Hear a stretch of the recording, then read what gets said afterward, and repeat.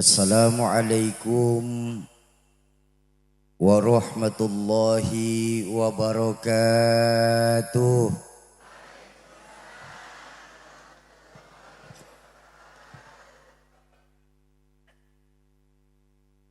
Alhamdulillahil aliyyul akbar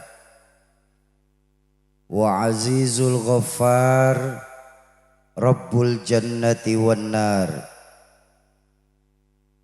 Wassalatu wassalamu ala sayyidina Muhammadinil Mukhtar wa alihil athhar wa ashabihil akhyar, amma ba'du. Qala Allah ta'ala fil Qur'anil Karim wa huwa asdaqul qailin. A'udzu billahi minasy syaithanir rajim. Bismillahirrahmanirrahim. In uridu illal islaha mastata'tu wa ma taufiqi illa billah alaihi tawakkaltu wa ilaihi unib. Wa qala Rasulullah sallallahu alaihi wasallam, man arada dunya fa'alaihi bil ilmi wa man arada al akhirah fa'alaihi bil ilmi wa man aradahuma fa'alaihi bil ilmi.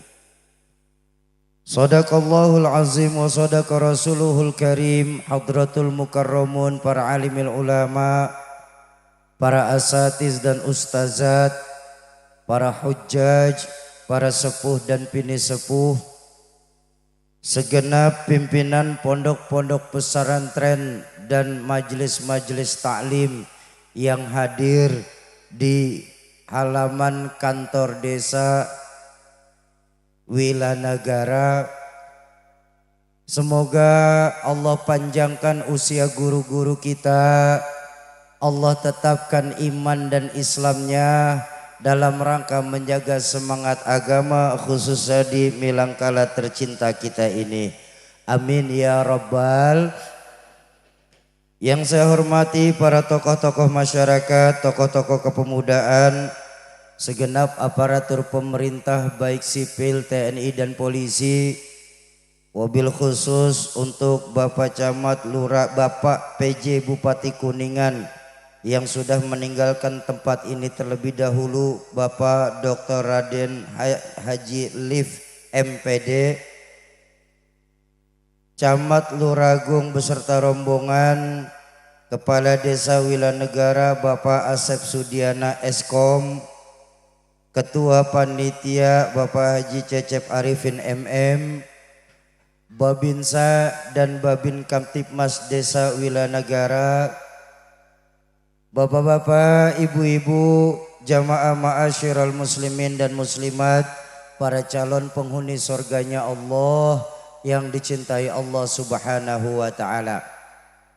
Hari ini kita sedang memperingati dua kebahagiaan.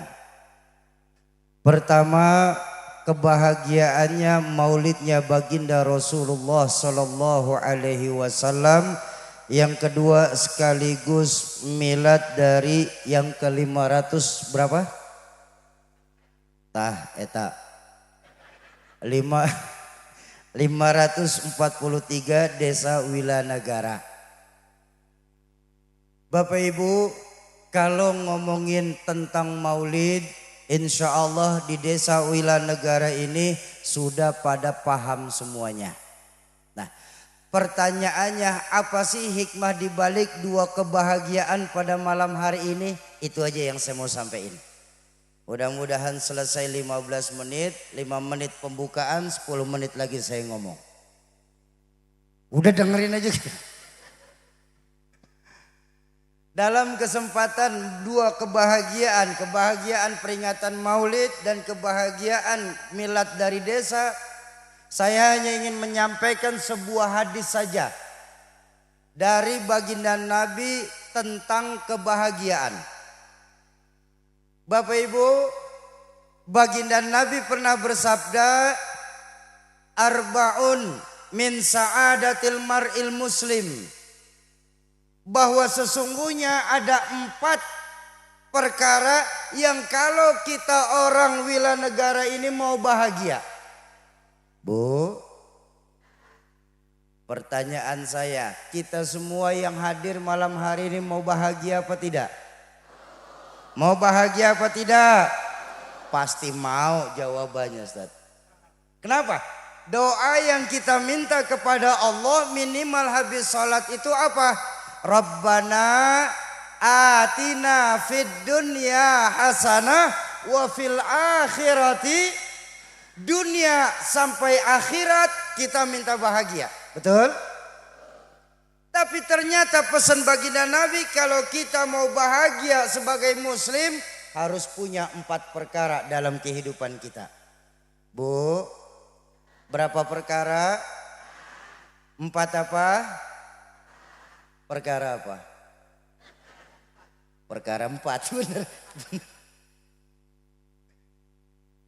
Pertama, kalau kita mau bahagia di wilayah negara ini, pertama pesan baginda Nabi, kita di desa ini wajib punya baitun wasi'. Punya rumah teh, boleh pakai teh. Punya rumah teh biar bagus asal besar. Atuh salah. Bu, tenang ya Pak ya, kalau kita kan CS ya Pak ya. Ibu-ibu suka rese nih. Bu, saya tanya, punya rumah bagus, besar, bahagia apa tidak? Bahagia. Tapi di mana rumah kita sesungguhnya, Bu? Kata orang Jawa Timur pernah ngajarin saya, my heart is my home, katanya. Wah, iseng aja nih Bu. Rumah kita ternyata adanya di hati kita, Bu. Betapapun besar rumah kita, miliaran kita pegang uang, hektaran kita punya lahan, tapi kalau hati kita kecil, sempit rasanya itu rumah. Betul apa betul? Ayo, maaf. Berapa banyak kita kawan-kawan punya kawan yang mereka tinggal di perumahan-perumahan mewah di sana, tapi justru yang tinggal di sana terkena yang namanya penyakit broken home. Penyakit gak betah di rumah. Suami kemana, istri kemana, anak kemana. Rumah bagus-bagus, yang nempatin pembantunya saja. Ada apa tidak yang seperti itu? Banyak. Tapi saya tengok dari masuk tempat desa Pak. Saya masuk, saya saksikan ini, subhanallah. Saya bangga masuk desa kita ini, subhanallah. Coba lihat, saudara-saudara saya di desa ini, walaupun rumahnya enggak terlalu besar, subhanallah. Ya, rumah enggak terlalu besar, tapi kalau hati luas, besar tuh rumah rasanya Pak. Di rumah antara suami, istri dan anak masih bisa bertukar cerita. Di rumah masih ada yang membaca Al-Quran. Di rumah masih ada yang bersenandung sholawat. Di rumah di sepertiga terakhir malam masih ada yang mau bangun untuk sunnah tahajud. Subhanallah, besar saya rasa itu rumah rasanya. Betul apa betul? Bu, walaupun rumah kita rata-rata di desa ini masih masuk golongan pemerintah itu RSSS, SSS, SS, SSS. Rumah yang sangat-sangat sederhana sekali, sampai-sampai selonjoran saja pun susah. Tapi saudara saya di rumah ini hatinya luas, besar yang rumah itu rasanya. Ya Bu, tadi Pak Kuwu ngasih tahu ke saya, Syauki, alhamdulillah di sini ibu-ibu, bapak-bapak kalau sepertiga malam terakhir masih suka bangun malam. Ngapain? Ini suka ngerepotin malaikat nih. Malaikat udah siap-siap ngambil buku catatan, kirain mau tahajud. Atau pipis doang. Ah, Soki mana ada rumah kecil hati luas Soki. Oh maaf Pak, maaf. Ini kita lagi peringatan Maulid. Rumah baginda Rasulullah Sallallahu Alaihi Wasallam tercatat tidak lebih dari 3 kali 4 meter saja. Coba tanya sama diri kita Bu, berapa luas rumah kita saat ini? Mungkin ada di antara kita malam hari ini Pak, ukuran 3 kali 4 itu cuma sebatas ruang tidurnya saja. Betul? Rumah baginda Nabi tidak lebih dari 3 kali 4 meter saja. Bahkan diceritakan kalau baginda Nabi lagi sunnah tahajud, istri beliau Sayyidatuna Aisyah sampai melipat kakinya supaya Nabi bisa sujud. Tapi tengok baginda Nabi Bu, dari rumah yang 3 kali 4 meter tersebut keluar sabda beliau yang amat sangat dahsyat. Baiti jannati, rumah tanggaku laksana sorga bagiku. Kenapa? Hatinya Nabi luas. Ini yang celaka kita di Wilanagara ini, sudah rumah numpang hati sempit. Ah kiamat terkena 2 penyakit. Susah melihat orang senang, senang melihat orang susah. Bu, orang kalau kena 2 penyakit ini insya Allah nggak bisa gemuk Bu. Bener ini. Ngelihat orang senang susah, ngelihat orang susah senang. Nggak boleh ngelihat tetangga bawa plastik Indomaret meriang. Bawa ke 24 jam, sampai 24 jam dapat kabar temannya beli motor, diimpus. Saya takut kalau temannya beli tanah mati dia. Tersiksa oleh perasaan. Makanya pesan baginda Nabi pertama kali, kalau kita mau bahagia di Wilanagara ini, kita harus punya hati yang luas. Merasa cukup atas apa yang Allah berikan kepada kita. Enggak mudah ngiri atas apa yang Allah berikan kepada orang lain. Ngiri ini penyakit bahaya Bu. Itu baru ngiri, coba kalau nganan. Wah jauhan lagi. Ayo maaf. Pak, Bu, belakangan ini kita nih di Wilanagara ini lebih sering khawatir penyakit jasmani tapi lupa ngobatin penyakit rohani. Betul apa betul? Padahal penyakit jasmani cuma menghancurkan dunia, tidak sampai mencelakakan akhirat. Penyakit rohani, dunia kita dijauhi, akhirat kita akan dimintakan pertanggungjawaban. Contoh penyakit jasmani nih. Bisul. Itu kan penyakit jasmani. Betul? Gagal ginjal. Diabetes. Bu, orang yang terparah dari penyakit gagal jantung paling mati. Selesai urusan. Betul. Saya belum pernah ngaji sama mama saya di sini. Nanti ada penghuni neraka ditanya, kenapa mas sampean bisa masuk neraka? Jantung Pak Malaikat.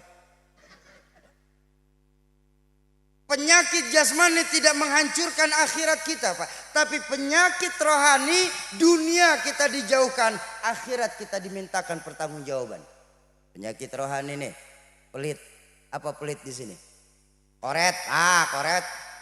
Nah saya tanya, Bu,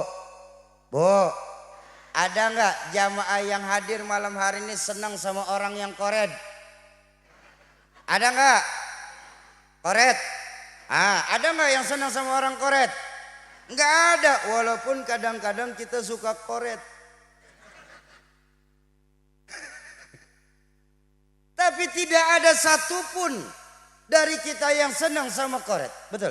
Makanya kalau Bapak Ibu ingat, dulu ucapan orang tua kami, Rahmatul Abror Ki Zainuddin MZ, sebenarnya Pak, penyakit yang paling parah untuk masyarakat Indonesia ini pada umumnya, untuk masyarakat Wilanagara ini pada khususnya, itu ada 3.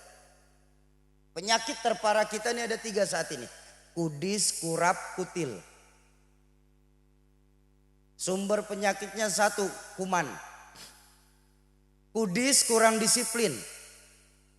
Kurap kurang rapih. Kutil kurang teliti. Sumbernya cuma 1, kuman, kurang iman. Ini nggak ada dalilnya Pak ya. Ini ilmu takatik orang tua saja Kiai. Ini nggak ada dalilnya. Ditanya dalilnya apa bingung kita. Tapi ayo kita lihat. Nih. Dalam rangka milad ke-543 desa kita dan peringatan maulidnya Nabi besar Muhammad SAW, ayo kita renungkan 3 penyakit ini. Mengembalikan nilai-nilai keimanan kita kepada Allah. Penyakit kita pertama tadi apa? Kudis, kurang disiplin. Di berbagai macam bidang saat ini kita nyaris nggak pernah punya disiplin. Di berbagai macam bidang Pak.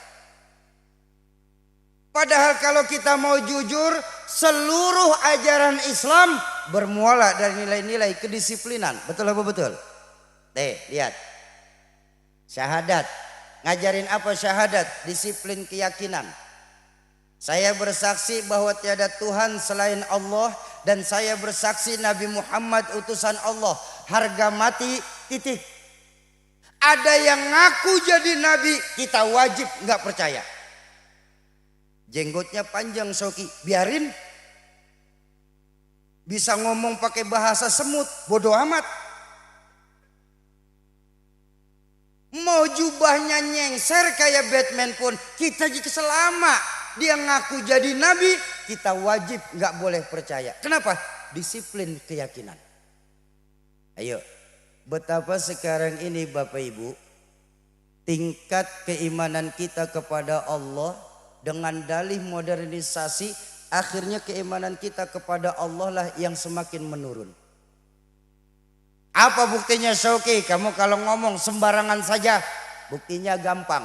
Berapa banyak kita di desa ini, wilayah negara ini, baru ingat Allah lagi kalau kepalanya kejedot tembok.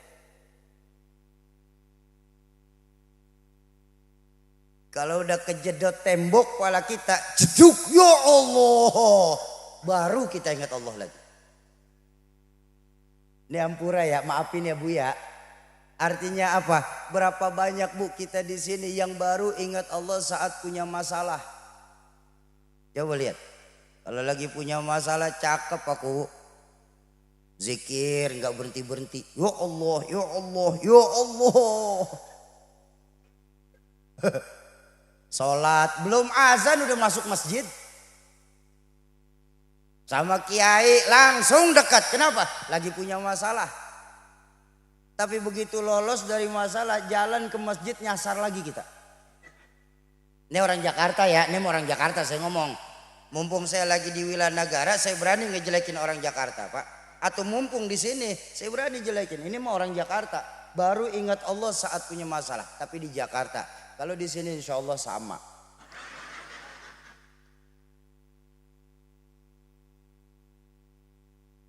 Ayo kembalikan nilai-nilai keimanan kita lewat dari milad ke-543 desa ini dan miladnya baginda Nabi besar Muhammad sallallahu alaihi wasallam. Syahadat, disiplin keyakinan. Salat. Ngajarin apa salat? Disiplin waktu. Allahu Akbar. Lihat hebatnya ajaran Islam. Ya. Pak, Bu, kalau umpama seorang polisi sehari 5 kali laporan sama atasannya, masa mereka masih sempat sih laporan yang gak enak? Betul atau betul? Kita sebagai muslim 5 kali minimal di luar sunnah, 5 kali laporan kepada yang serba maha. Jadi kalaupun orang desa wilayah negara ini masih ada yang senang berbuat dosa, atau cari dosanya yang kecil-kecilan we. Jangan gede-gede, kita sehari 5 kali laporan. Apa dosa kecil Soki? Keluar masjid tukar sendal. Atau contoh ini mah contoh ini mah contoh. Dan lihat, maaf, saya ajak ngomong tentang sholat sebentar nih, maaf. Sholat itu ibadah yang paling hebat. Bu, salah satu nabi yang pernah berbicara sama Allah secara langsung selain baginda Nabi saat Isra Mi'raj adalah Nabi Musa alaihi salam. Betul apa betul? Makanya Nabi Musa dapat gelarnya sebagai kalimullah, orang yang pernah berbicara langsung kepada Allah. Tapi berbicaranya Allah kepada Nabi Musa masih ada hijab, masih ada penahan itu 50.000 penahan. 50.000 hijab. Yang tiap hijab itu kalau ditempuh perjalanan 1000 tahun perjalanan lamanya. Nabi Musa yang pernah berbicara sama Allah tapi masih banyak ketutup tembok-tembok Pak untuk langsung bicara sama Allah. Kita umat Islam diberikan keistimewaan apa? Ketika sholat Allah langsung berbicara kepada kita. Ya. Dan lihat hebatnya sholat itu beda sama ibadah-ibadah lain. Ibadah-ibadah lain cukup turun ayat dalam perintahnya. Betul apa betul? Puasa turun ayat doang. Sedekah turun ayat doang. Taat sama orang tua cukup turun ayat aja. Haji turun ayat saja. Betul. Tapi ketika sholat tidak cukup dengan turun ayat. Baginda Nabi langsung dipanggil sama Allah menuju arasnya. Untuk apa? Mendapatkan perintah sholat langsung dari Allah. Dan jangan lupa. Salatu abdi baini wa baina abdi. Salatnya hambaku itu hanya untukku dan hamba-hambaku yang sedang salat. Subhanallah, dibuka hijabnya itu. Hoi. Saya punya guru Sayyid Ali Baswedan. Beliau pernah mengajarkan begini. Oke, Yayid. Kamu kalau mau bicara pakai bahasa Allah, baca Quran. Karena semua yang ada dalam Al-Quran merupakan firman-Nya Allah. Tapi kalau kau ingin berbincang-bincang dengan Allah, maka sholat. Sungguh saat sholat kita lagi berbincang-bincang sama Allah. Bedanya apa Pak, Bu? Kalau berbicara one way speaker, satu arah doang. Nih saya nih sedang berbicara kepada Bapak Ibu, ceramah itu bicara. Tapi kalau bincang-bincang ada tanya jawab. Saya bertanya, Ibu menjawab. Ibu bertanya, saya menjawab. Itu bincang-bincang. Nah, saat sholat kita sedang langsung bincang-bincang sama Allah dengan streaming live bebas kuota. Nggak usah khawatir kehabisan kuota untuk nelpon Allah. Kapan kita berbicara dengan Allah? Saat membaca surah Al-Fatihah. Subhanallah. Bu, ternyata Allah langsung menjawab setiap ayat yang kita baca dalam surah Al-Fatihah. Bismillahirrahmanirrahim. Alhamdulillahi rabbil alamin. Baru sampai kalimat alamin, Allah berseru dari arasnya Allah. Kepada siapa? Kepada makhluk-makhluk yang ada di langitnya Allah. Allah berseru dari aras ketika kita sedang sholat di wilayah negara ini. Apa Allah menjawab? Apa berfirman dari arasnya Allah kepada para malaikat? Para makhluk-makhluk langit, saksikan dengan zatku saat ini hambaku di bumi lagi memujiku. Allahu Akbar. Ar-Rahmanir-Rahim. Sungguh akulah yang maha pengasih lagi maha penyayang. Maliki yaumiddin.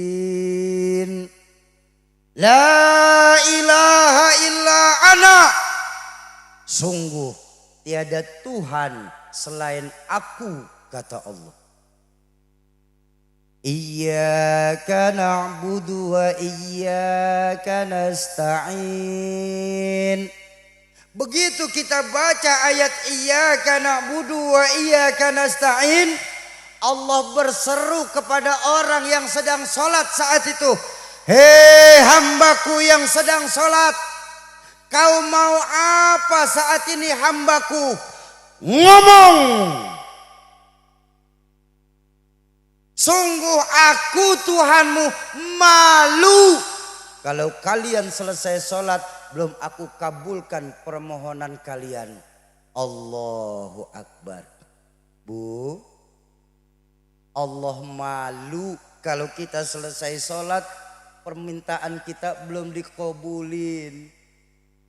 Apa permintaan kita setiap sholat kepada Allah? Ihdinas siratal. Makanya tengok, maaf. Orang kalau sholatnya sempurna gerakan dan bacaan, lepas sholat hati tenang, Pak. Betul. Sekarang saya tanya, orang Wilanagara lamun sholat berapa menit? 5 menit, kelamaan. 5 menit doa apa udah bisa kebaca itu. Atau rata-rata kita sholat 3,5 menit, Pak. Baca doanya bukan Allahumma antas salam, Allahumma lantas jalan.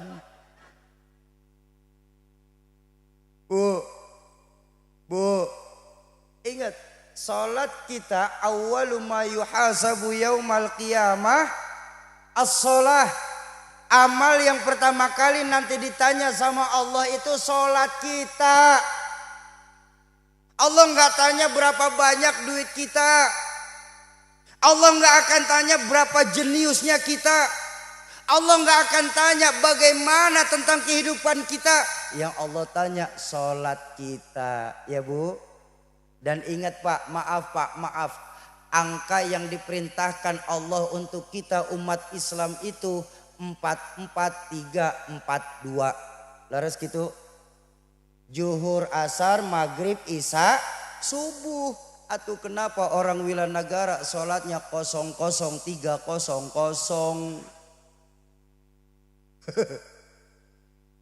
Maghrib doang. Dan ingat, ini hebatnya sholat Bu, hebatnya sholat. Ibu hutang puasa, meninggal dunia, hutang ibu bisa dibayar anak kita lewat fidyah. Bapak punya nazar, sebelum ditunaikan nazar meninggal dunia, bisa diterusin nazarnya lewat anak keturunan. Tapi ketika sholat, Allah tidak menerima fidyah sholat.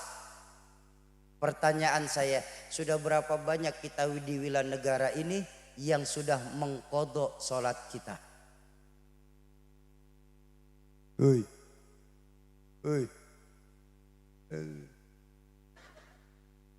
Nih terutama kaum ibu-ibu nih. Bu, memang maaf ya Pak ya, saya minta maaf. Memang saat menstruasi enggak wajib untuk mengganti. Cuma maaf nih kesiringan ibu-ibu nih ya. Seringkali ketinggalan waktu sholat. Zuhur jam 12:05 umpama nih ya. Begitu azan ibu masih nanggung masak nih. Ternyata jam 12:15 ibu belum sholat, datang menstruasi. Maka ibu punya kehutangan sholat zuhurnya. Ini yang sering dilupain sama kaum perempuan ya Pak. Ya Bu. Makanya perempuan itu nanti termasuk yang paling banyak di dalam neraka. Loh, nggak percaya. Ketika baginda Nabi bersabda, saya diberikan kesempatan melihat neraka. Sahabat bertanya, siapa yang paling banyak menghuni neraka? Perempuan.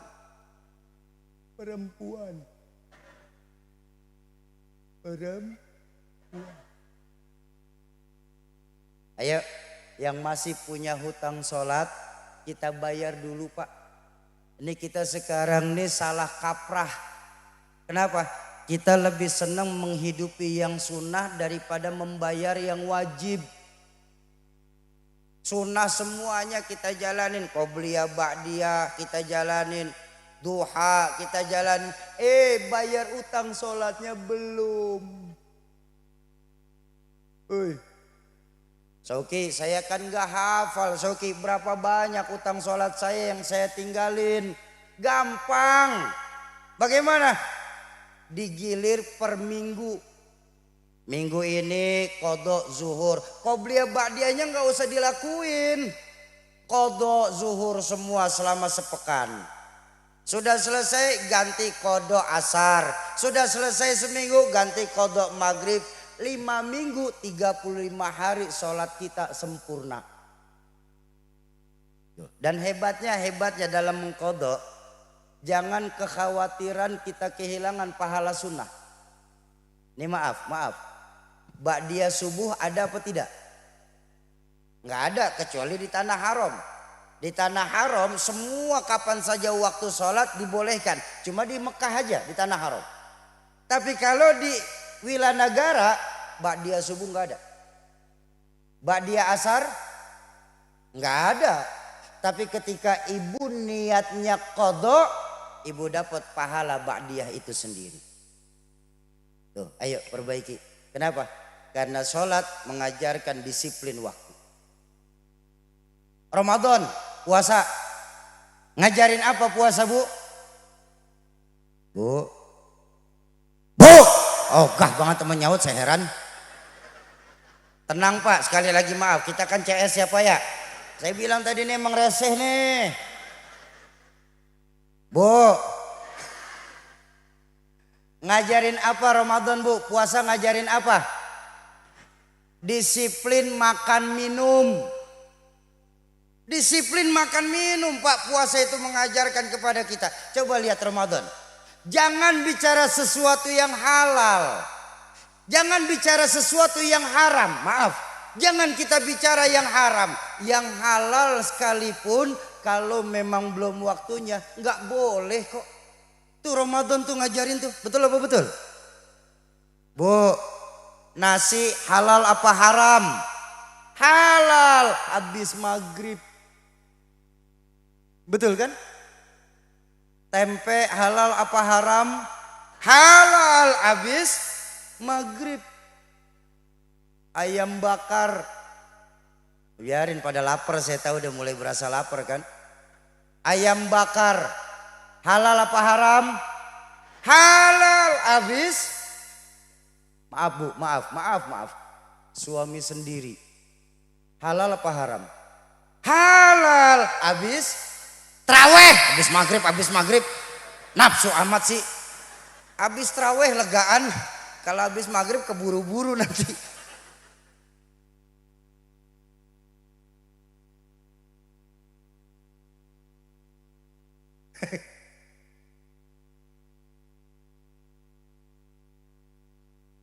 Coba lihat.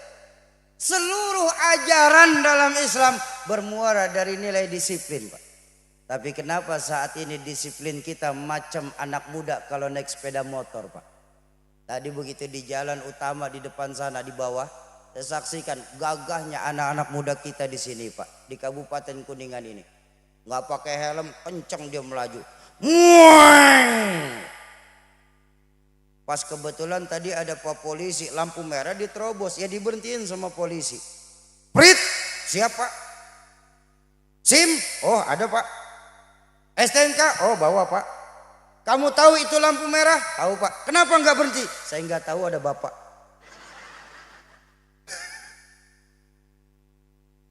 Itu disiplin kita tuh.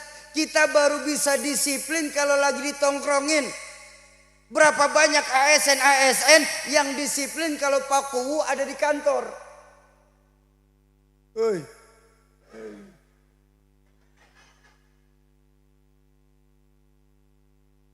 Oh kita kan CS, kita CS. Makanya disiplinnya jadi merorot. Atuh lihat, maaf nih, maaf. Ayo kita lihat secara nasional, secara umum. Pak, Bu, kenapa sih belakangan ini tingkat korupsi di Indonesia bukannya menurun malah makin meningkat?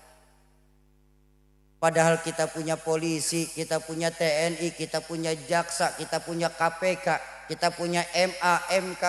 Kenapa segitu banyaknya para pejabat-pejabat keamanan, tapi kenapa korupsi nggak bisa diberantas? Karena ternyata mental pejabat-pejabat kita sekarang cuma takut atasan tapi nggak pernah takut Tuhan. Itu yang membuat korupsi susah diberantas. Loh, saat ini kalau kita mau melihat, maaf sekali, maaf, jangankan sholat yang berjamaah, korupsi berjamaah. Wa ala alihi wa sahbihi ajma'in. Tuh, ayo di peringatan Maulid dan milad dari desa kita ini, kembalikan lagi nilai-nilai disiplin kita, terutama disiplin kepada Allah. Kalau kita sendiri, yang kedua Allah. Kalau kita berdua, yang ketiga Allah. Jangan pernah pisahkan Allah dalam kehidupan kita. Setuju? Tuh, kudis, kurang disiplin. Yang kedua apa? Kurang rapih. Kita ini jadi masyarakat yang asal-asalan, Pak. Gak pernah punya manajemen. Kita bangun masjid bisa bagus, besar, megah. Tapi bagaimana kita menghidupkan masjid? Oh maaf, kita sering kalah dengan saudara-saudara kita di luar Islam dalam menghidupkan rumah ibadahnya, Pak. Bu, ada satu kenyataan pahit yang setiap hari saya saksikan. Di dekat rumah kami itu ada sebuah gereja, Pak. Namanya Gereja Gandaria. Besarnya itu tidak lebih besar dari masjid-masjid yang ada di desa kita. Kecil saja gereja tersebut. Jamaahnya juga masih jamaah banyakan tablik akbar ini, Pak. Jamaah mereka cuma puluhan aja, Pak. Tapi yang saya iri, kegiatan gereja itu sudah hampir setiap hari ada, Pak. Senin kebaktian bapak-bapak, Rabu kebaktian ibu-ibu, Jumat kebaktian anak-anak muda, Sabtu Minggu kebaktian umum. Gereja yang umatnya nggak banyak, Pak. Sementara masjid-masjid kita di desa ini masih banyak. Masjid Jumat jam 9 pagi buka. Jumat jam 2 siang tutup. Buka lagi Jumat depan. Laba-laba yang ngisiin. Ini nyengir tapi mikir nih ya. Karena Allah sendiri yang mengingatkan dalam Al-Quran, innama ya'muru masajidallah man amana billahi wal yaumil akhir wa aqamas sholah wa ataz zakah. Orang yang gemar menghidupkan masjid mempunyai ciri tiga ini. Apa? Man amana billahi wal yaumil akhir. Mereka benar-benar beriman kepada Allah dan hari akhir. Wa aqamas sholah, dan gemar menghidupkan sholat berjamaah. Wa ataz zakah, dan mereka juga enggak ragu untuk ngeluarin hartanya di jalan Allah Subhanahu wa taala. Tanya sama diri kita, ada enggak tiga perkara ini dalam kehidupan kita yang menyebabkan kita enggak mau masuk ke dalam masjid-masjid kita? Nah, sayang, Soleh, ngomongnya gantian ya nak ya. Susah ngomong kalau ada saingan soalnya nak. Iya, Soleh ya sayang ya. Amin ya rabbal alamin. Tuh. Kenapa? Kita cuma bisa membangun tapi nggak bisa menghidupkan. Mau lihat lebih luas, minta maaf, saya minta maaf. Berapa banyak nasib pondok pesantren yang ada di kabupaten kita ini, Pak? Nasibnya itu, Bu, la yamutu wa la yahya. La yamutu wa la yahya. Enggak bermutu karena kurang biaya. Cari terjemahan besar, cari terjemahan bebas, namanya ceramah malam-malam. Ngapain serius-serius? Ayo kita lihat. Kenapa sih pondok pesantren bisa bangkrut? Yayasan Pendidikan Islam bisa gulung tikar, Bu. Maaf, saya minta maaf. Karena tanpa disadarin, Bu, kita orang tua ikut berperan atas bangkrutnya pesantren di tempat kita. Kita nggak bangga lagi anak kita titipin ke pesantren. Kita nggak bangga lagi anak-anak kita masuk di yayasan-yayasan pendidikan Islam. Yang kita bangga apa sekarang? Anak-anak kita masuk di sekolahan-sekolahan yang bonafit punya namanya, walaupun sekolah tersebut punya non-muslim. Padahal kalau kita mau berpikir sebentar saja, sebentar kita berpikir sebagai orang tua. Untuk apa kita punya anak pinter tapi kalau calon kafir? Bu, boleh saya tanya lagi? Boleh saya tanya lagi? Ibu-ibu di desa ini pilih mana punya anak? Pinter nggak bener apa bener nggak pinter?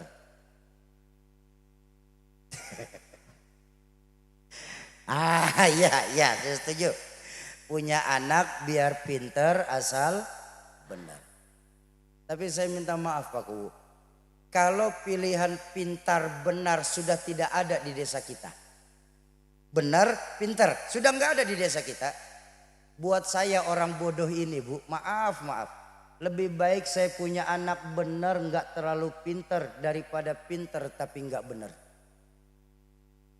Kenapa? Benar nggak pintar, walaupun nggak bisa di tempat kerja yang bagus, paling tidak masih terpakai Pak di masyarakat desa kita Pak. Bang, itu si Fulan bin Fulan biar dia tidak pintar tapi benar dia. Disuruh ngurus keuangan masjid, jujur dan amanah. Disuruh membesarkan majelis, alhamdulillah majelis bisa besar. Disuruh ngurusin yatim, alhamdulillah yatimnya pada gemuk-gemuk bukannya ngurus. Disuruh mengurus janda-janda tua, alhamdulillah janda-janda tua pada sehat-sehat. Disuruh ngurus janda muda, nggak perlu. Janda muda udah banyak dewan penyantunnya, udah aman dia mah, udah nggak usah diurusin. Masih lumayan tuh, masih terpakai di masyarakat desa kita ini. Betul apa betul? Daripada orang pintar yang gak benar, maaf, akhirnya jadi minterin orang.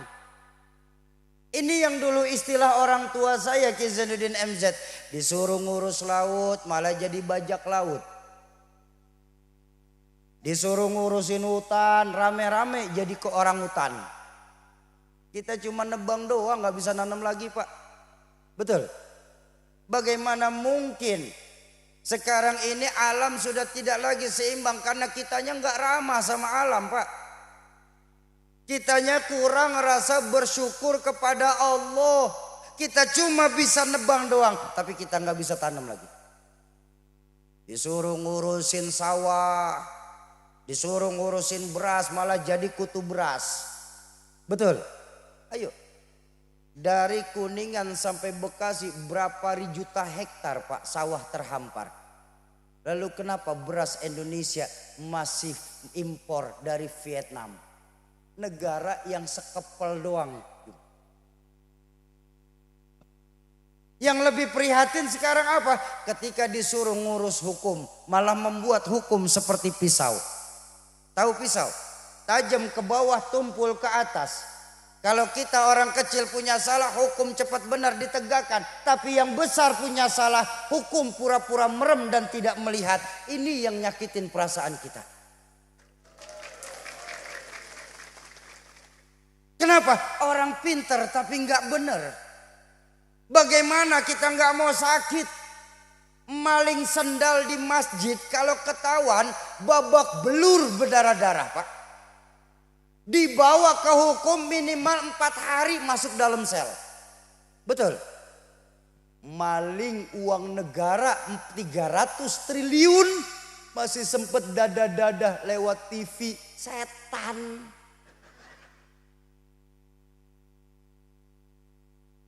Ayo makanya mudah-mudahan nanti 2024 ini kita semua mudah-mudahan sebagai rakyat Indonesia benar-benar dikaruniakan pemimpin-pemimpin yang takut kepada Allah dan sayang kepada kita sebagai rakyat. Capek kita dibohongin mulu. Betul? Mereka pada perlu kita kalau lagi mau kampanye. Kalau lagi musim kampanye, oh saudara-saudara, kami dari rakyat untuk rakyat berjuang. Begitu jadi makanin uang-uang rakyat. Ini kejadian di Jakarta kemarin, lagi musim kampanye Pak Ku. Ada seorang calon anggota dewan berpidato orasi di Jakarta, di tempat saya. Saudara-saudara, pilihlah saya. Karena nanti kalau saya terpilih, saya akan banyak bangun jembatan-jembatan di desa saya. Orang protes, izin Pak, di tempat kita kalinya nggak ada Pak. Oh jangan khawatir, kata calon dewan tersebut, kalinya nanti sekalian kita bangun. Bagaimana mungkin bisa bangun kali? Cuman begitulah rata-rata potret calon-calon dewan kita. Kalau sudah terlanjur janji, yang muluk dijalanin Pak.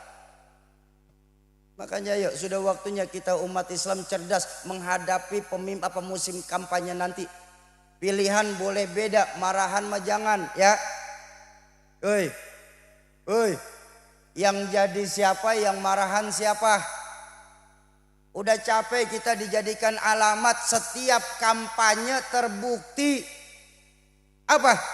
Pala kambing lebih mahal dari pala manusia. Cuma kitanya nggak sadar. Ayo jangan cari orang yang ngasih duit duluan Pak. Lebih baik cari orang yang berani ngasih tanda tangan MOU hitam di atas putih. Kalau umpama saya dipilih jadi bupati 2 tahun tidak berhasil membangun masyarakat, saya siap diturunin. Itu lebih enak. Daripada cuma modal 200.000, 300.000, mendingan beli pala kambing. Pala kambing 150, beli pagi, siang masak, sore selesai masuk ke perut. 150 seharian. Pala kita 300.000, 5 tahun umurnya. Iya mem. Soki, kamu kok kayak gini ngebahas Islam? Bukan ngebahas, Islam pun agama politik Pak. Justru politik dalam Islam diatur oleh Al-Quran. Ketika Allah berfirman, fas'alu ahla dzikri in kuntum la ta'lamun. Kalau nggak ngerti tanya. Itu kan cikal bakal dari politik tuh. Cuma yang ngebeda ini, biar kita juga nggak alergi sama politik umat Islam nih, ya. Politik Islam itu warnanya jelas Pak, hitam putih, itu politik Islam. Politik abu-abu, politik Indonesia warnanya abu-abu. Makanya dulu orang tua saya sempat pensiun dari partai. Kenapa? Karena nggak tahu yang dihadapin muka apa topeng. Politik Islam kepentingan masyarakat banyak. Politik Indonesia kepentingan golongan. Politik Islam angkanya jelas. Banyak ahli. Betul. Politik Indonesia 50+1. Maka percayalah hasil akhirnya nggak akan ada keadilan. Contoh, nih politik. Ada 3 orang kiai berdebat sama 10 insinyur soal kunut subuh. Kira-kira Bapak Ibu pegang yang mana? Ayo. Kalau politik Islam 3 kiai, walaupun cuma bertiga ahli. Betul. Tapi politik Indonesia 10 insinyur yang menang. Makanya sampai sekarang kunut subuh kagak selesai-selesai. Karena ngaco, nggak ada ketegasan Pak. Atau saya balik, ada 3 insinyur berdebat sama 10 kiai soal struktur jembatan. Kira-kira pegang mana? Ya 3 insinyur. Kenapa? Walaupun cuma bertiga jelas. Kalau yang megang Indonesia 10 kiai yang menang, pertanyaannya bagaimana nasib jembatan? Betul. Jembatan bakal kuat baca Yasin 3 kali. Tetap ambruk kalau cuma modal Yasin mah. Ini loh kita nih. Kalau ada orang kita, guru-guru kita yang lain ngomongin politik, nggak usah ngomong politik. Politik itu kotor. Yang kotor orangnya Pak, bukan sistemnya. Dan politik Indonesia saat ini sistemnya sudah kotor. Ya. Makanya ayo sama-sama kita songsong, tetap kita minta sama Allah. Kita dikaruniakan 2024 nanti secara nasional pemimpin-pemimpin kita nanti yang benar-benar takut kepada Allah dan sayang kepada kita. Saat ini pemimpin kita Pak yang takut sama Allah sedikit Pak. Kebanyakan gak ada yang takut sama Allah. Kok begitu? Sumpah jabatan di atas Al-Quran palanya itu Pak, ya masih dilanggar.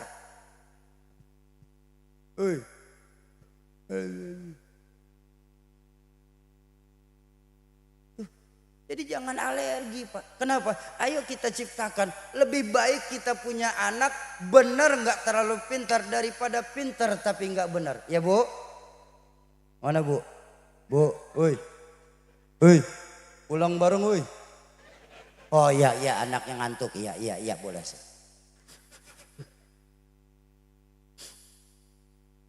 Bu, ayo masukkan anak-anak kita ke pondok pesantren.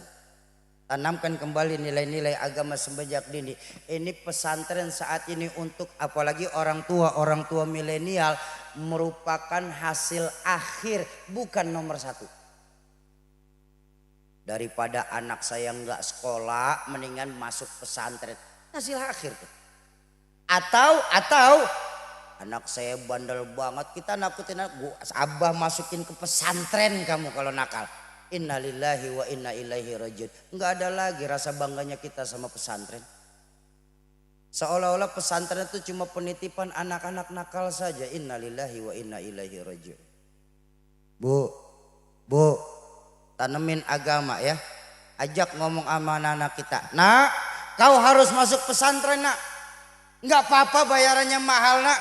Bapak mama nih rela pala jadi kaki jadi pala biar kau bisa pesantren nak. Dalam kehidupan kita harus realistis. Lebih baik kita makan singkong beneran daripada makan roti ngimpi. Betul apa betul? Singkong beneran roti ngimpi enak mana? Enakan roti beneran. Ah susah amat disuruh milih yang enak.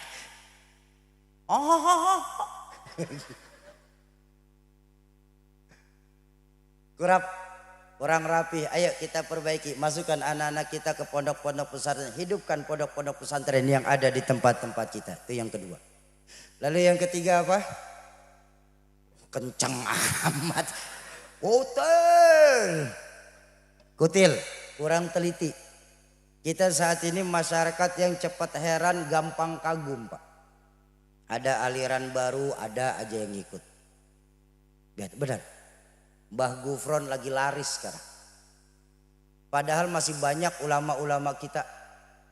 Makanya saya pesan, Bu, Pak, mumpung masih banyak di wilayah negara ini ulama-ulamanya. Masih banyak di Kabupaten Kuningan ini ulama-ulamanya. Ya, banyak santri-santri dari Mama Ahmad Sobari. Ayo kita ambil ilmu beliau. Jangan belajar agama dari Mbah Google. Jangan ngajinya dari internet. Belajar agama sama ustazah YouTube. Cari guru yang sanad keguruannya mutasil, sambung menyambung sampai kepada baginda Rasulullah Sallallahu Alaihi Wasallam.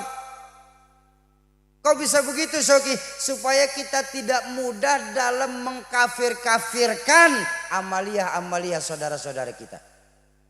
Nah sekarang akibat belajar dari internet, orang kita sekarang adik-adik saya Pak banyak tahu tapi nggak tahu banyak.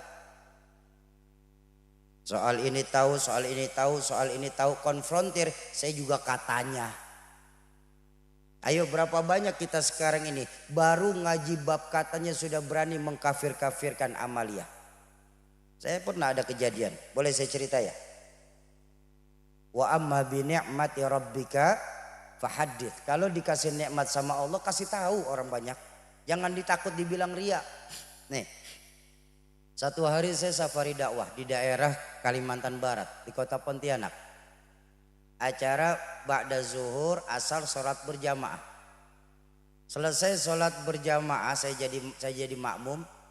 Pas salam, assalamualaikum warahmatullah, assalamualaikum warahmatullah. Karena emang kebiasaan aja Pak, ini mah kebiasaan aja. Saya lihat orang tua saya begitu, saya lihat guru-guru saya begitu.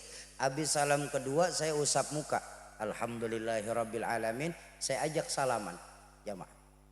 Ada sebelah saya nggak mau diajak salam. Dia liatin saya aja. Ya namanya saya diliatin, saya liatin lagi. Nah, saya bilang kenapa bang? Diajak salaman nggak mau. Ustaz, ente ini kan menyampaikan agama. Masa nggak tahu sih usap muka dalam sholat itu bid'ah. Innalillahi, saya bilang. Oh begitu ya. Iya. Udah gitu usap muka bid'ah, ngajak salaman. Kan Nabi nggak pernah ngelakuin itu. Oh begitu. Gini. Pertama, saya itu ngusap muka setelah sholat. Bukan bagian sholat. Karena setelah salam baru saya usap muka. Ya. Dan kalau bicara fikih, salam kedua dalam fikih hukumnya apa? Sunnah. Artinya kalau udah selesai sholat, jangankan cuma usap muka, mau joget TikTok juga bodoh amat. Yang kedua saya bilang, kok berani-beraninya kamu bilang bid'ah? Lawang yang saya usap itu muka saya.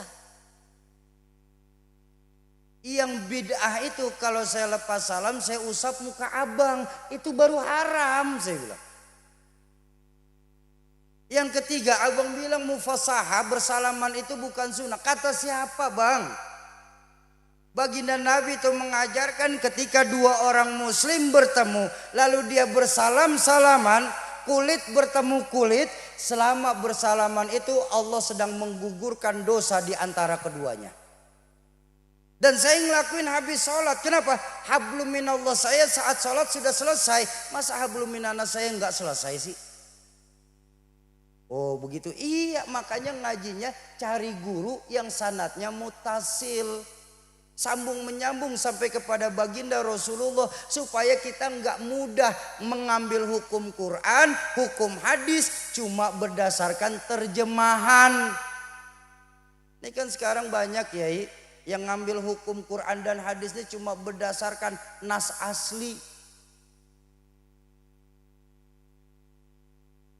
Satu contoh, saya bilang, kamu ini kok nggak ngikutin sunnah loh.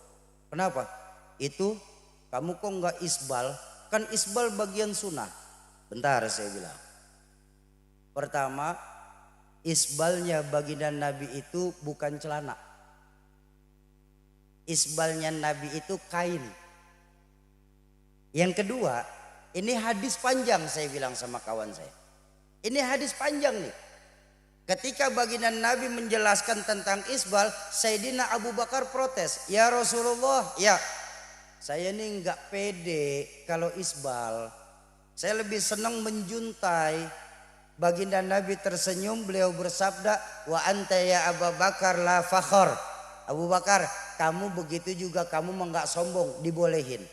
Nah, jumhur ulama saya bilang, yang diambil dari isbal ini adalah la fakhar. Jadi walaupun isbal, tapi kalau di hati ada sombong, itu mah bukan sunnah.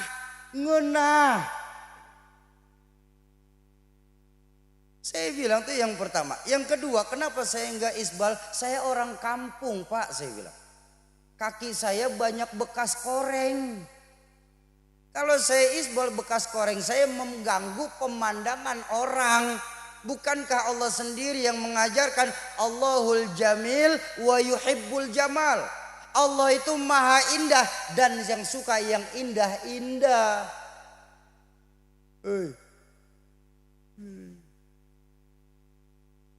Mumpung masih banyak ulama-ulama kita, ngajinya yang benar.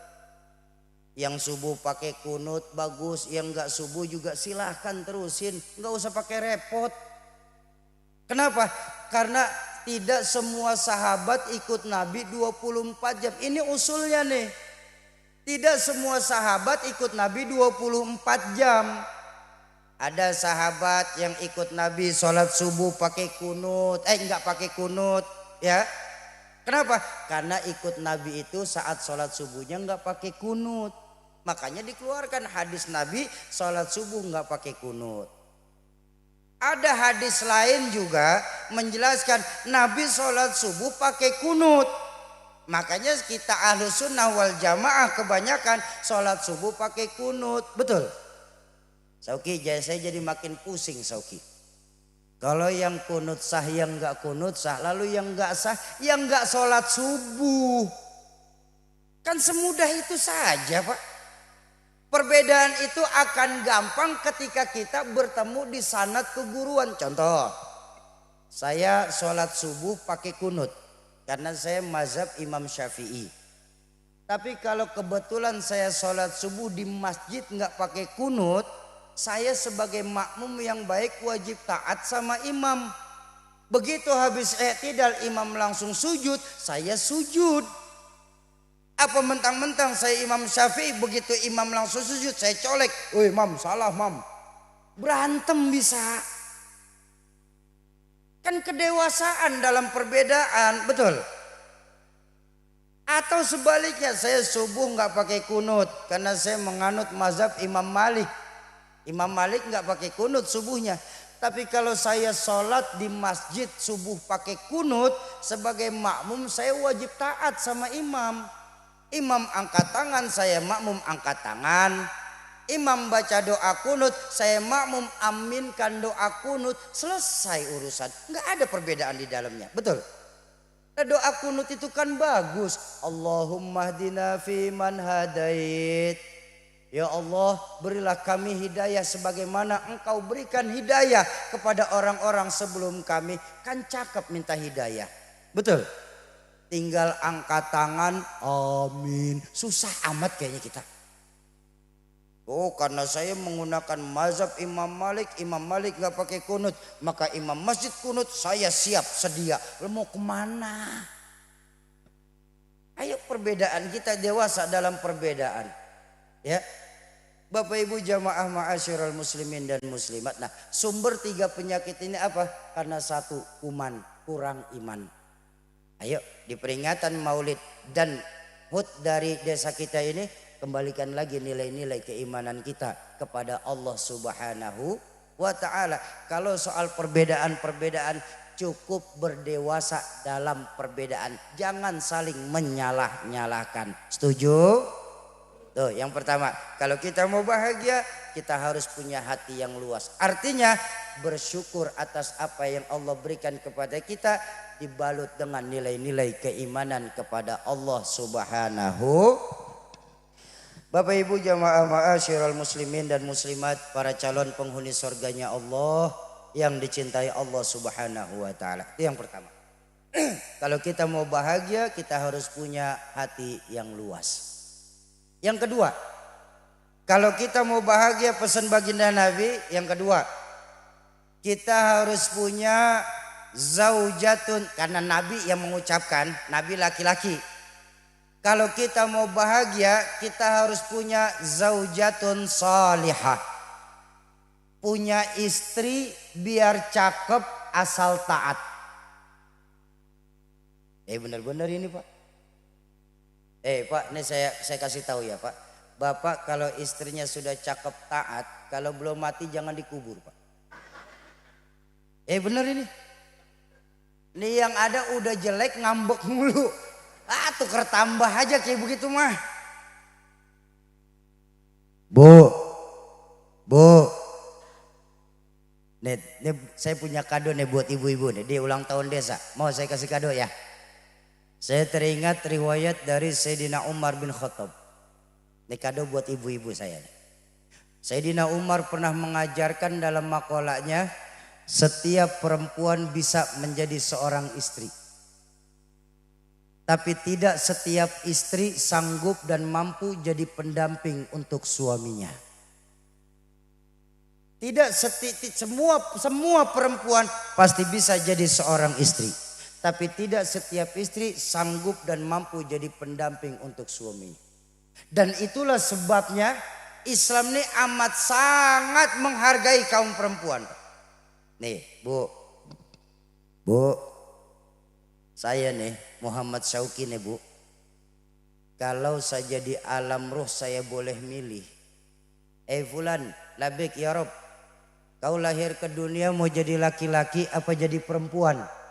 Demi Allah Bu, saya milih jadi perempuan daripada laki-laki sekarang. Loh, betapa Allah dan baginda Nabi sangat cinta sama kaum perempuan.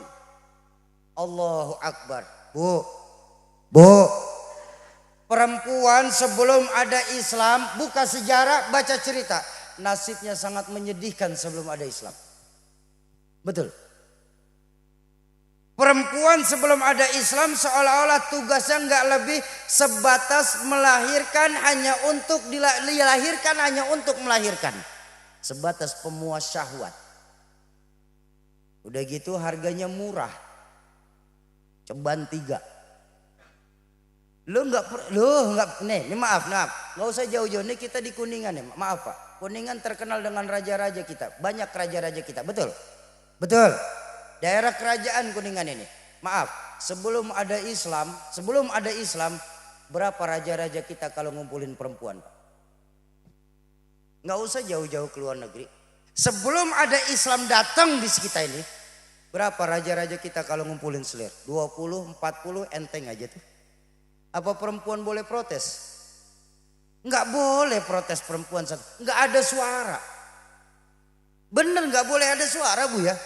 Seorang tuan tanah di Timur Tengah, orang kaya Timur Tengah tuh di Arab sana, kalau ngumpulin selir tuh ratusan Bu. Yang dahsyat tuh seorang kaisar terakhir dari dinasti Ming. Dia bangun istana 1000 kamar di Forbidden City. Tahu sejarahnya? Karena istrinya 1000. Saya nggak bisa bayangin raja kalau istri 1000 kapan dia pakai kolor Bu. 1000. Sarungan. Begitu rendah kaum perempuan saat itu. Pikirin, jangan dibayangin.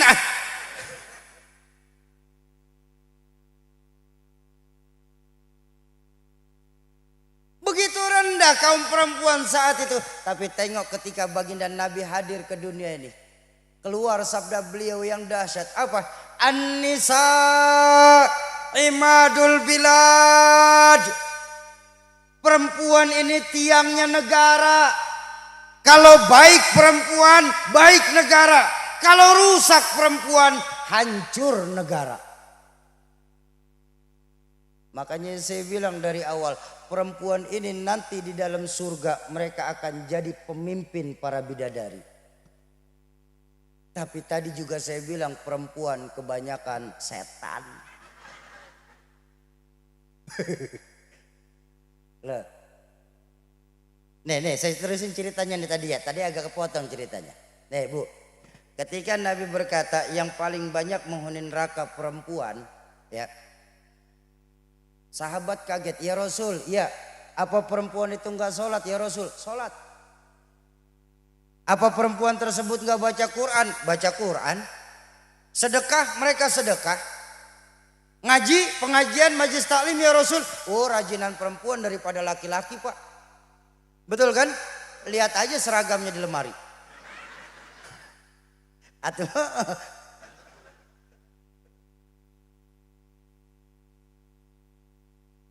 lalu kenapa perempuan itu lebih banyak masuk neraka ya Rasul? Rasulullah bersabda yang membuat perempuan banyak nanti menghuni neraka, hunna yakfurnal asir.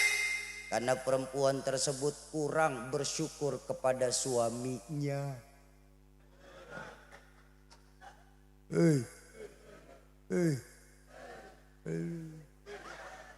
Bu,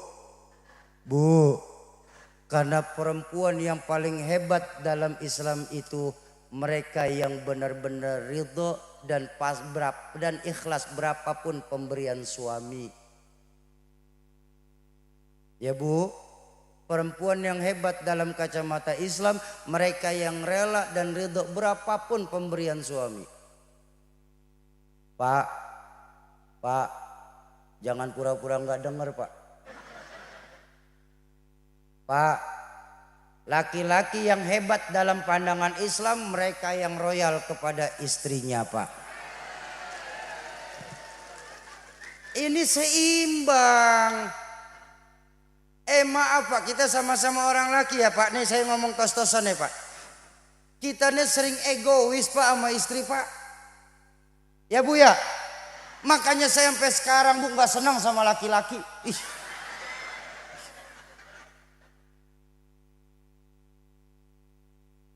Udah ngasihnya pas-pasan, pengennya makan yang enak-enak. Dasar laki-laki. Pak, nih, saya bilang bener Pak. Kita taunya cuma ngasih duit Pak, nggak ada lebihan kadang-kadang. Perempuan nih yang puyeng mikirin dapur Pak. Loh sekarang ini apaan yang nggak naik Pak? Betul Bu? Bu, ayo kita kompak ya. Mau kompak? Mau kompak? Mudah-mudahan lewat keberkahan maulid dan keberkahan dari milad desa ini, besok-besok suami tambahin uang dapurnya. Pak, dengerin baik-baik Pak, curahan hati para istri kita Pak. Bu, beras naik apa tidak? Gula, listrik, minyak, daging, susu.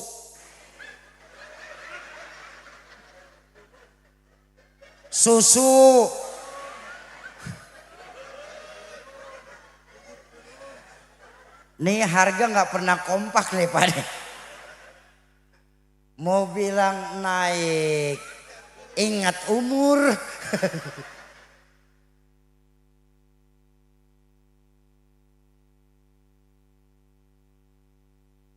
Betapa dahsyatnya baginda Nabi Islam memandang kaum perempuan Pak. Coba bayangin, saking hebatnya Bu.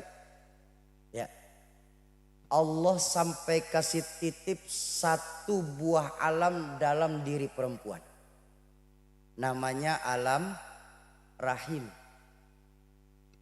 Rohim. Loh bayangin Pak, kita pernah tinggal di sebuah alam dalam perut emak kita. Betul apa betul? Logika nggak akan bisa sampai. Allah titipkan satu alam Pak. Kita pernah tinggal di dunia di mana dunia itu sempit dan pengap, gelap karena belum masuk PLN. Bener ini, sampai sekarang nggak ada ventilasi Pak. Kalaupun ada cuma satu, kadang-kadang rebutan sama bapak. Pikirin elah.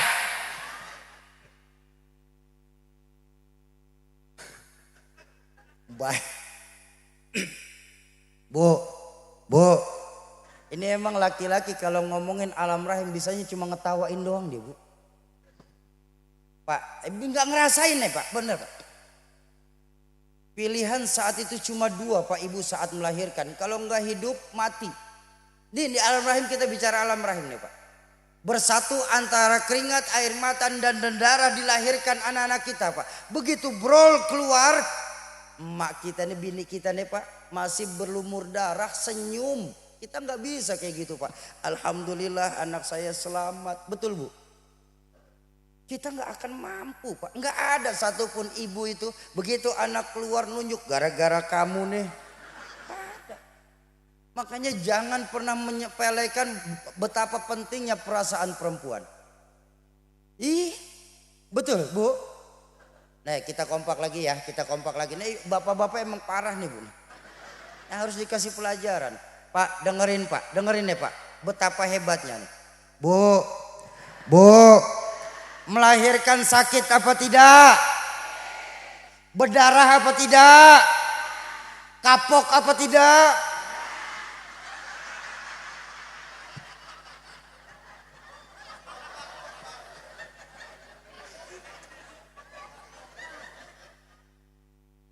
Emang bandel nih perempuan nih.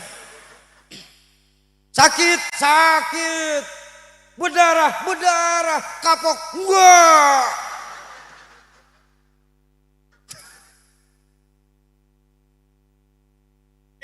Pak, Maaf Pak, maaf ya Bu ya. Pak, ayo pikirin baik-baik Pak. Bagaimana nggak mau teriak-teriak bini kita saat melahirkan Pak? Masuk 3 on, keluar 3 kilo Pak. Tuh. Pikirin, jangan dibayangin. Heran teman banget ngebayangin. Bu, nanti pulang ada yang nimbang nih Bu.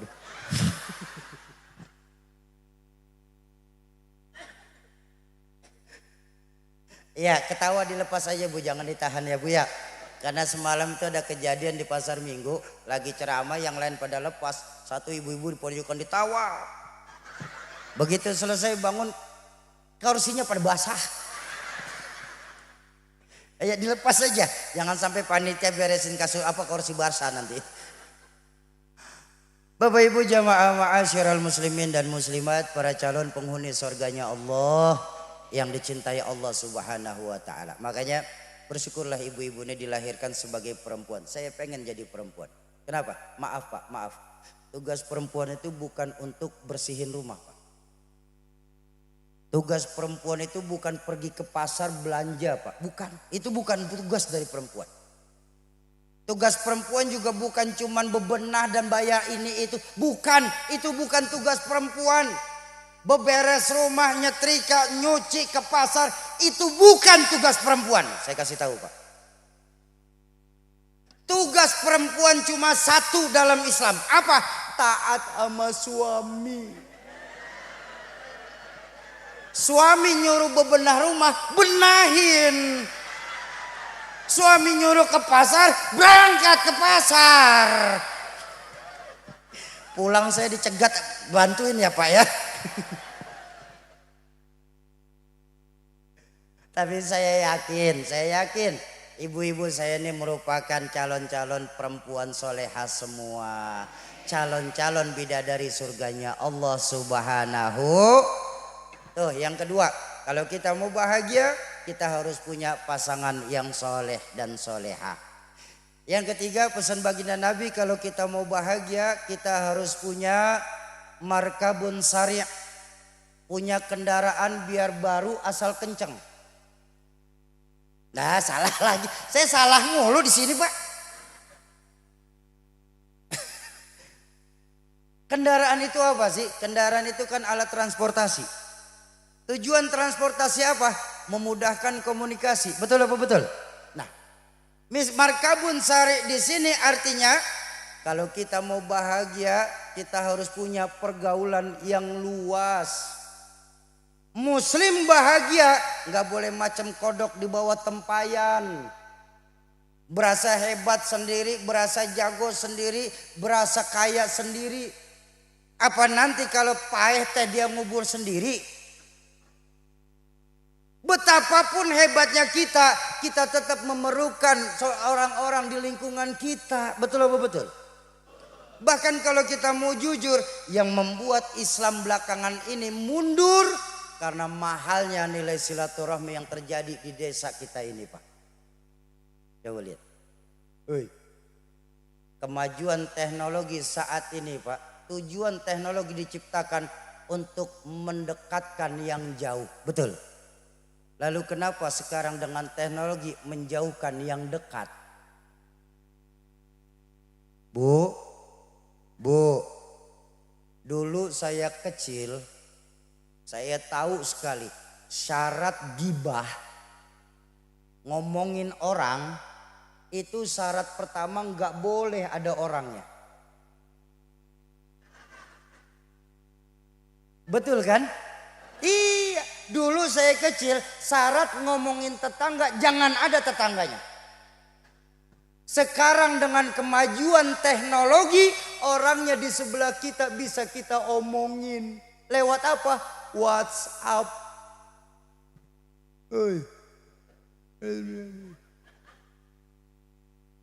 Kita sering menyalahartikan sebuah silaturahmi. Padahal baginda Nabi akhlak yang paling hebat adalah silman qata'ak. Jalin silaturahmi kepada orang yang memutuskan silaturahmi kepadamu. Bahkan saking hebatnya nih lihat. Ada baginda Nabi pernah bersabda, ayyuhal muslimun kun kal yadain wala takun udhunain. Orang Islam, jadilah kamu seperti dua tangan ini, bukan dua telinga. Allahu Akbar. Lihat, saking cerdasnya Nabi dalam mentamsilkan, kenapa Nabi menyuruh kita nih jadi dua tangan, bukan dua kuping. Dua kuping kita, kenapa nggak disuruh dijadiin contoh buat Nabi, buat kita dari Nabi? Karena kuping kita nih Bu, kanan sama kiri, biarpun kemana-mana seiring sejalan, tapi nggak pernah ketemu. Tuh lihat cerdasnya Nabi. Ayo, coba, ayo. Kalau kepala nengok ke kanan, dua-duanya ke kanan kuping. Kalau kepala nengok ke kiri, dua-duanya ke kiri kuping, betul. Tapi ada yang pernah ketemu kuping kita? Enggak ada. Tapi justru dijadikan dua tangan ini. Dua tangan ini biar dia beda tapi tetap akur. Akur meskipun beda. Betul apa betul? Coba lihat. Pak polisi pernah ngelihat polisi baris berbaris. ASN baris berbaris. Paskibraka baris berbaris pernah lihat? Gagah apa tidak? Di mana kuncinya?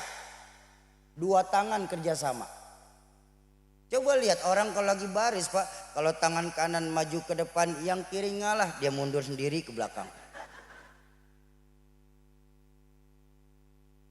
Kalau yang kiri maju ke depan, yang kanan nggak ngotot minta 3 periode, dia mundur aja sendiri ke belakang. Makanya jalannya gagah, betul. Coba orang baris dua tangan nggak ada yang mau gagah, nggak ada yang mau ngalah. Hampir. Kita lihat tuh Nabi jeniusnya luar biasa Pak. Tangan kanan kerjaannya cakep-cakep, betul. Salaman tangan, tanda tangan tangan, hitung uang tangan, makan minum tangan. Apa yang kiri pernah protes Bu? Subhanallah, sadar posisi tangan kiri kita Pak. Kata tangan kiri kita walaupun gak kederan, dia ngomong nih Pak. Emang bagian saya bidang pembersihan, cleaning service, ya pembersihan aja saya lakuin. Tapi tengok Pak, Bu, karena tangan kanan kita nih sayang sama kiri. Apa kata tangan kanan kita ngomong? Sabar aja kiri. Biar kata yang deal proyek saya, yang tanda tangan proyek saya, yang hitung uang keuntungan proyek saya, yang makan minum dari proyek saya. Nanti saya jadiin duit, saya beliin jam tangan cincin yang pakai kamu. Beda tapi tetap akur, akur sekalipun beda. Bahkan ditegaskan, muslim itu harus seperti satu bangunan. Betul apa betul? Ini yang namanya satu bangunan nih Pak. Rumah kita ke kantor desa kita, nggak boleh ada yang lebih hebat satu sama lain. Genteng mentang-mentang di atas, apa boleh ngata-ngatain tiang yang di bawah? Tiang, lu mau enak di bawah, panas nggak kepanasan, hujan nggak kehujanan. Gua nih genteng, panas kepanasan, hujan kehujanan. Kalau ada anak kecil nyambit, gua duluan yang kena. Lu mah enak-enakan di bawah tiang, kata genteng. Atau kalau genteng bisa ngomong gitu, tiang juga paling kenceng protes. Apa kata tiang? Genteng, jangan kau sedang mentang-mentang di atas ya genteng. Kau mandang kami sebagai makhluk yang rendah. Jangan sampai lupa kau genteng. Kau bisa naik sampai atas sana karena kami tiang yang menyokong engkau genteng. Betul. Anggota-anggota dewan yang terpilih, nanti kalau kalian sudah mulai tugas, jangan pernah lupakan rakyat-rakyat kalian yang memilih kalian.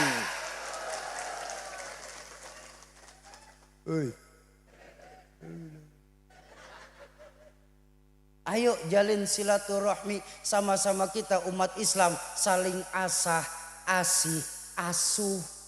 Jangan sama-sama kita satu desa malih salang gasak, gesek, gosok. Jalin silaturahmi. Bahkan Panglima Besar Jenderal Sudirman mengajarkan kalau kita mau menang harus kuat. Kalau mau kuat harus besar. Kalau mau besar harus bersatu. Tapi nggak mungkin bisa bersatu tanpa ada jalinan silaturahmi di antara kita. Ayo di peringatan ke 543 ini dari Desa Wilanegara kita jalin silaturahmi ukhuwah Islamiyah di antara kita. Insya itu yang ketiga. Terakhir yang keempat. Mana mak? Oi, mana? Oh iya mau ke kamar mandi boleh kamar mandi. Iya mangga. Ada yang bangun saya bacain lagi dah pokoknya maaf. Maaf. Bapak Ibu jamaah ma'asyiral muslimin dan muslimat yang berbahagia, itu yang ketiga ya. Kalau kita mau bahagia, kita punya pergaulan yang luas. Enak Pak, orang kalau punya pergaulan luas, kemana kita pergi ada tempat kita untuk singgah. Kemana kita punya masalah ada tempat kita untuk bercerita. Muslim bahagia, dia harus mempunyai pergaulan yang luas, itu yang ketiga. Terakhir yang keempat, pesan baginda Nabi kalau kita mau bahagia, yang keempat, kita harus punya misbahun munir. Punya lampu biar banyak asal terang. Oh, ya iya kalau banyak gelap teh mati, gelap juga. Banyak mati, ya gelap. Banyak terang, enak. Apa sih lampu kita? Neon, lampu dunia. Patromak, cahaya dunia. Lilin, pelita dunia. Lampu yang kita butuhkan sebagai muslim sesungguhnya lampu dan cahaya yang akan nerangin alam kubur kita nanti. Misbahun munir di sini ay amalun katsir, amal yang banyak. Kenapa rupanya? Karena amal kita itulah nanti yang akan nerangin alam kubur kita. Betul? Bu. Maaf. Nih semua nih yang hadir nih. Nih calon jenazah. Oh, dibilang calon jenazah senang bener sih.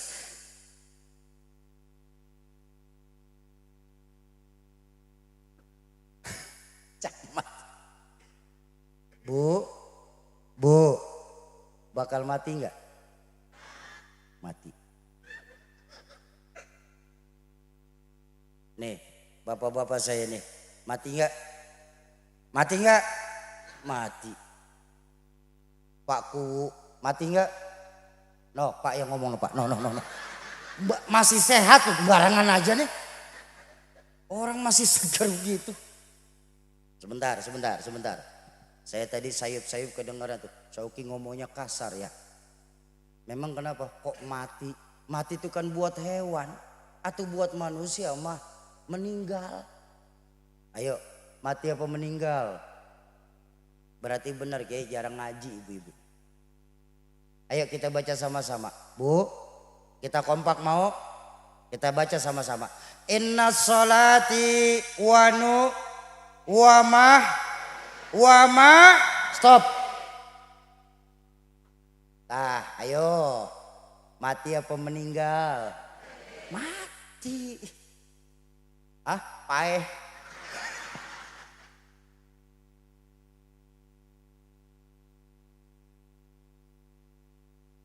Semua kita cuma sebatas perantau Bu di bumi Allah ini. Semua kita. Lo namanya orang merantau kan mesti pulang. Betul apa betul?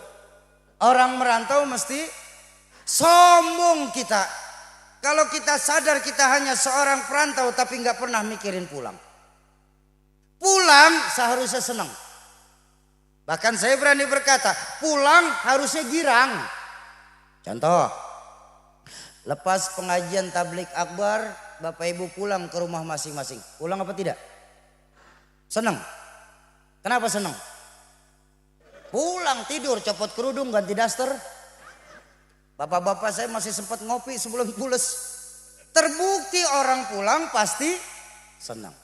Dulu waktu sekolah kalau masih pada ingat, di kelas kita ada guru galak. Pas pelajaran beliau ada pengumuman dari kepala sekolah. Bapak guru nggak masuk sekolah, anak-anak boleh pulang. Pulang. Senang apa enggak? Kenapa senang? Pulang jam pelajaran kosong.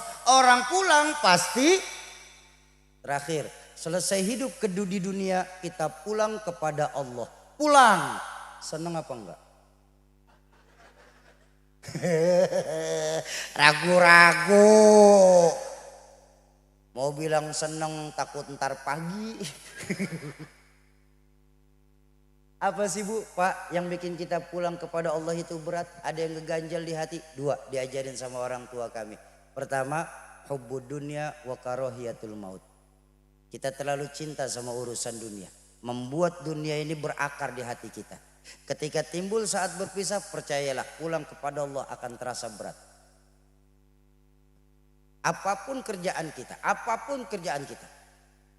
Seorang hartawan yang kalau sudah ada cinta dengan dunia, maka dia akan takut kekurangan hartanya.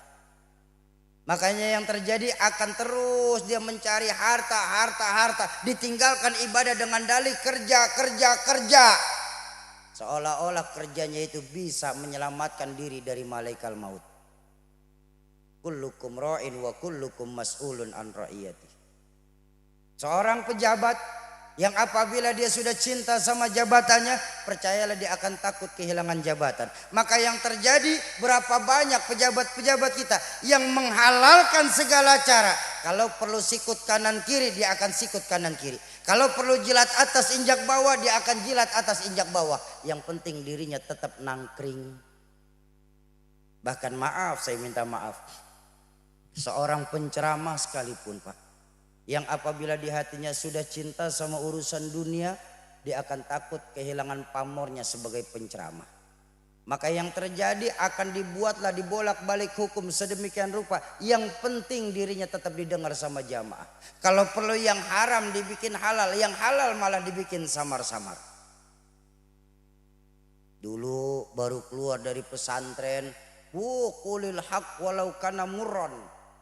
Ditanya sama jamaah, Ustaz, ya hukumnya judi apa Ustaz? Haram. Tegas.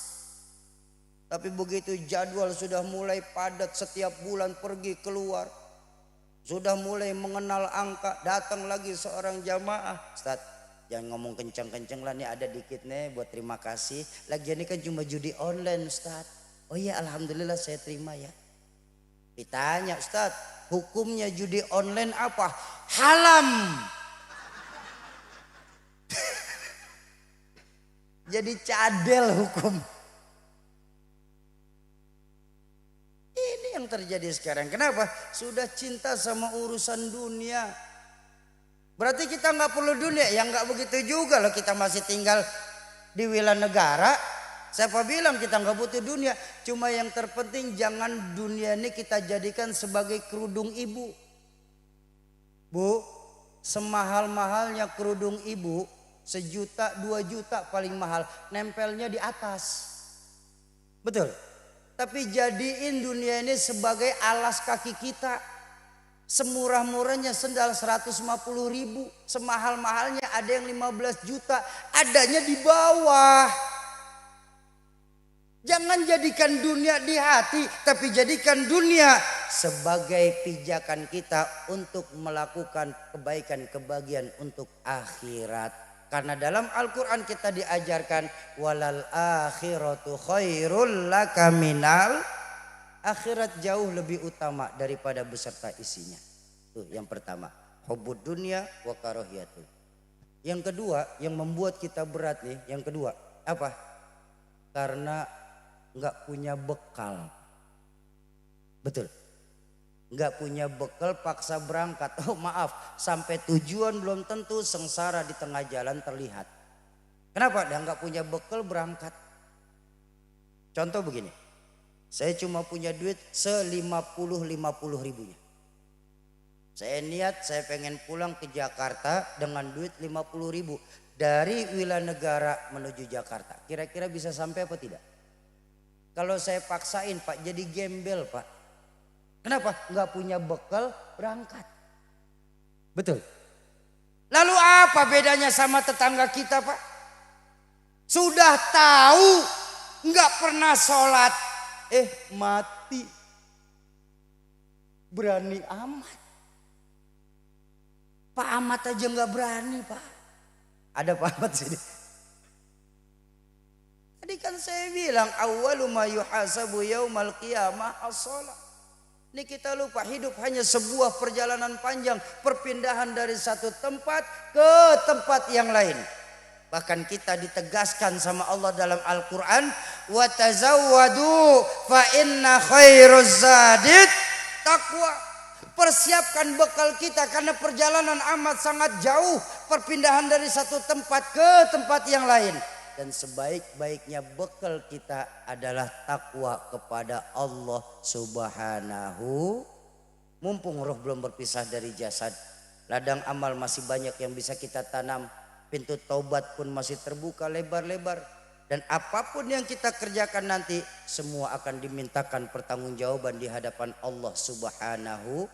Mumpung kita masih ada dunia, film kita ini belum diputer Pak.